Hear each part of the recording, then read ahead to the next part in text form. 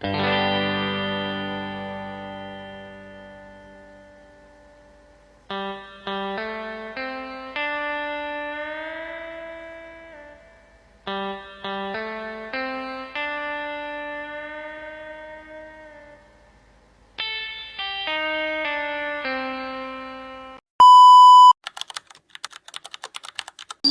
Slamet Hernowo, usia 52 tahun, kerjaan tani Pak. Nama saya Ramadan Edi Widodo, usia 26 tahun, peternak.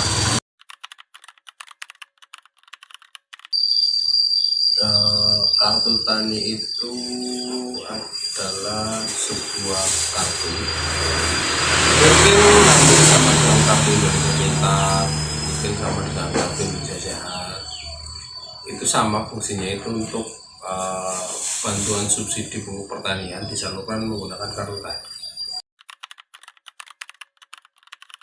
Menurut kartu tani itu dulu program Pak Ganjar, jadi tidak dari satu Indonesia, tapi kayaknya dulu kartu tani itu program Pak Ganjar. Tujuan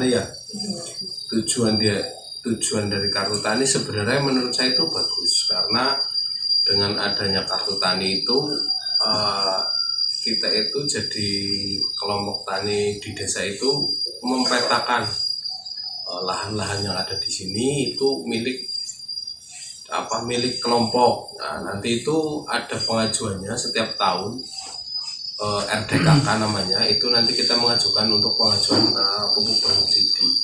Nah, itu tinggal dari petaninya mau mengajukan atau tidak.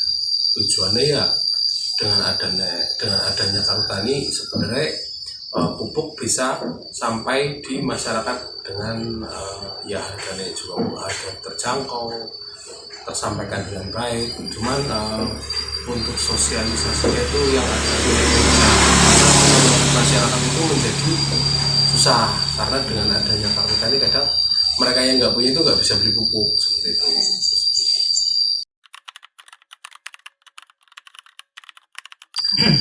Kalau saya sendiri menggunakan kartu tani itu mulai dari 2022 atau 2021 ketika saya menjadi ketua kelompok. Saya baru buat kartu tani. Dari dulu saya nggak tahu adanya kartu, cuma tahu ada kartu tani tapi belum menggunakan.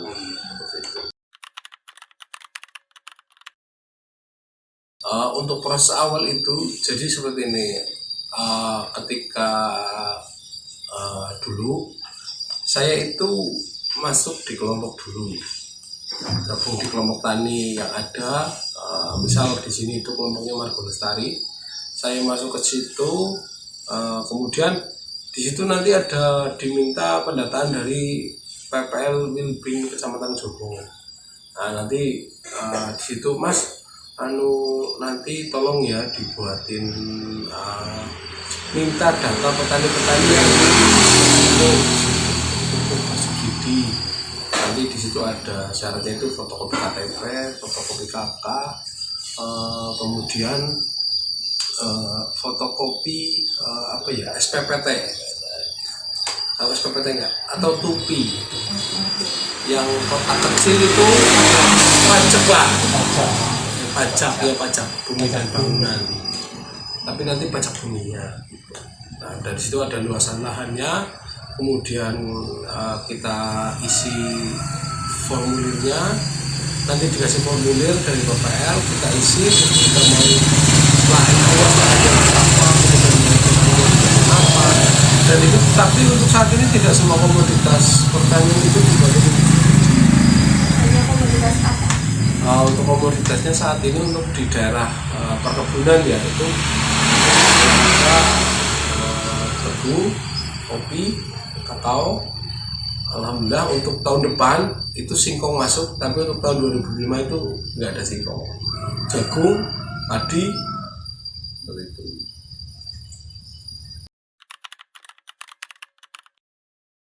Kalau dulu kita hanya ngasih formulir, fotokopi KTP, fotokopi KK, sama fotokopi tupi kita kasih ke KPL untuk tahun yang dulu.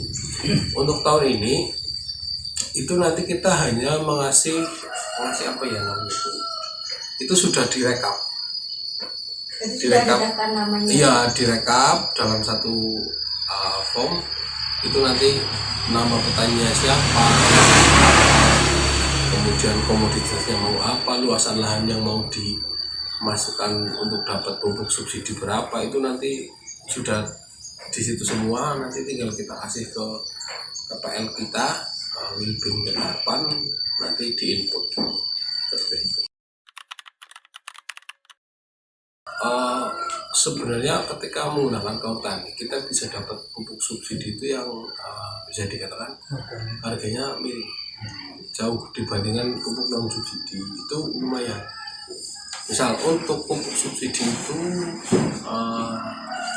per 1 kilonya itu kemarin kalau kita beli pupuk subsidi itu kalau untuk NPK Ponska itu sekitar kalau satu karung 50 kilo itu sekitar 135.000. Sedangkan kalau kita beli NPK Ponska yang non subsidi itu harganya mungkin per kilonya saja itu sudah hampir 4.000 sampai 5.000, bahkan bisa sampai 6.000 per kilo. 6.000 kali misal ya, kalau dikali 50 ya sekitar 300.000 lah kalau di sini.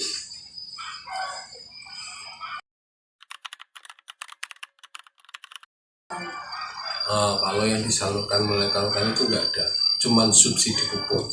Itu pun kan kita tetap harus beli, tetap kita ke pangkalannya kan kita tetap beli, cuman harganya lebih terjangkau seperti itu. Kalau di sini pangkalannya di mana ya? Kalau untuk desa Ketarpan itu ngambilnya kita di Timbang, di desa Timbang. Tapi ini ada mungkin sedikit dari Pak Kepala Desa Ketarpan itu menginginkan warga masyarakatnya nanti itu gimana caranya biar pupuknya itu beli di sini. Jadi kita tidak perlu Timbang, karena ketika kita ketimbang itu jaraknya lumayan, meskipun nggak jauh tapi lumayan. Dalam arti lumayan, dengan kita bawa pupuk 50 kilo itu nggak semua orang bisa. Maksudnya dalam arti mungkin kalau ibu-ibu kadang kalau yang nggak benar-benar maksa ya nggak berani gitu, karena kan berat gitu. Kalau hasil panen yang namanya itu kita diberi pupuk kimia pasti akan lebih bagus daripada yang tidak dipupuk. Tapi ketika kita pemakainya pupuk kimia dan pupuk organik yang itu seimbang, itu akan lebih baik.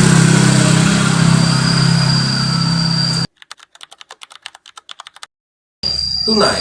Oh, Tunai. Jadi di kartu itu hanya isi kuotanya saja. Berarti bukan isi saldo? Enggak, isinya itu kuota kita kan berapa kilo, dalam arti gini. Jadi di dalam kartu tadi itu kita itu dibelinya dalam luasan lahan. Contoh misal kita untuk menanam luasan lahan misal sekitar 1 hektar. Nah itu nanti ya isinya, misal kita mau tanam apa, ini lahan 1 hektar kita, misal kalau mau kita tanam kopi ya isinya, kalau saya kemarin itu tahun kemarin itu hanya kopi, isinya hanya Ponska, jadi nggak ada ureanya, hanya Ponska. Nah itu ya tinggal nanti dari sana yang tahu maksudnya porsinya per pohon kopi berapa, nanti dapatnya berapa, itu kan kita nggak perlu dijelasin ya, soalnya nanti dapatnya cuma Ponska kalau kopi gitu. Nah itu nanti dapatnya kuota, misal kalau dalam kemarin saya itu luasan lahan nggak luas sih, cuman sekitar 2000 meter apa ya, 2000 meter kan sekitar 1/4 hektar lah ya paling, itu bisa dapat hampir 200 kilo Ponska, 190 berapa. Kalau untuk ambil kuota itu tergantung dari, misal nanti kan dari PPL Wilbin itu kan kadang itu ngabari, Mas coba dicek pupuknya udah keluar apa belum, seperti itu. Nanti kita baru cek ke desa Timbang itu, kita ngecek pupuknya isi atau enggak sambil kita ngambil, seperti itu biasanya seperti itu. Jadi nggak harus kita, nggak mesti setiap bulan. Tapi kalau memang udah keluar, kalau kita mau ngambilnya tiap bulan bisa. Tapi kalau memang ya kalau memang tidak diambil setiap bulan, misal 2 bulan sekali, atau pas pemupukan biasanya kan nunggu ada hujan atau apa. Kalau pas pemupukan ya bisa, tidak masalah. Kalau saya sih kendalanya cuma satu, itu lumayan jauh di timur, karena aksesnya lumayan jauh. Kalau untuk secara pengambilan sih, misal saya nggak bisa ngambil nih, kalau pada tani sebenarnya kalau ada keluarga yang ngambil sih bisa gampang mudah, maksudnya ketika misal bapak saya bapak tani saya ketimbang ya boleh, nggak masalah, minta tolong misalnya. Tapi kalau yang sekarang kan ada yang dapat kartu tani, ada yang enggak. Nah, kalau yang nggak dapat kartu tani lah itu nggak bisa diwakilkan biasanya. Boleh. Kan kalau di sini udah rata-rata udah punya semua. Hampir setiap orang itu punya. Kalau dari saya sih sebenarnya kalau anjuran pemerintah tidak boleh, tapi itu nanti kalau ditanyakan ke warga yang lain itu biasanya keputusan mereka masing-masing pribadi lah seperti itu. Kalau saya sih tidak boleh.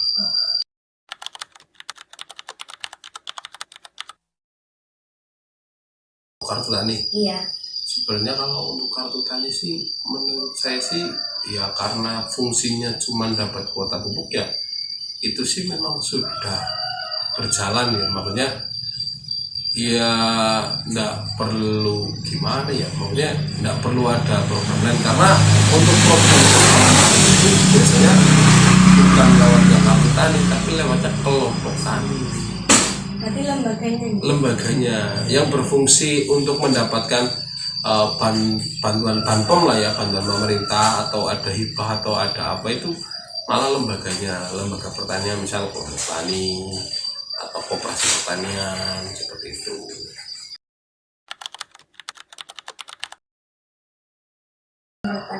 Kalau untuk program kartu tani sebenarnya sudah berjalan dengan ya baik, cuman mungkin ya ke depan kalau yang sudah punya kartu tani, kalau sekarang itu kartu tani itu sebenarnya sudah nggak terlalu ya, karena sekarang semuanya sudah menjadi satu di KTP.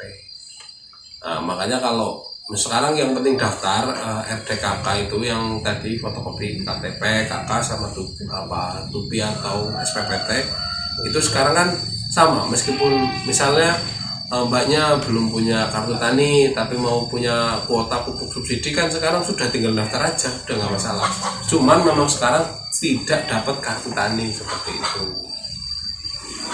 Kalaupun memang kartu tani juga sebenarnya untuk pupuk subsidi ini sebenarnya juga riskan ya, karena riskannya itu kalau jenengan punya lahan lebih dari 2 hektar itu tidak bisa dapat pupuk subsidi.